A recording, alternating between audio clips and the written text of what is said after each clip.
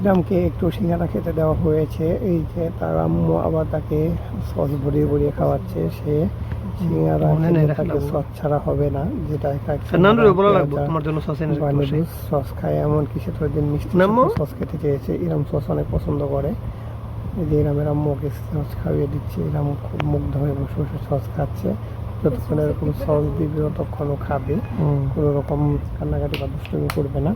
Sauce থাকলে তখন কোনো রকম দুষ্টুমি আসে না, সুন্দর করে বসে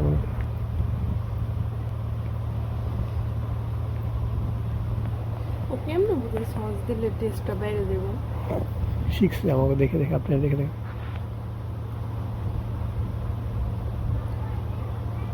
পেট ভরে লাগছে পানি টানি খেয়ে একবারে। হ্যাঁ,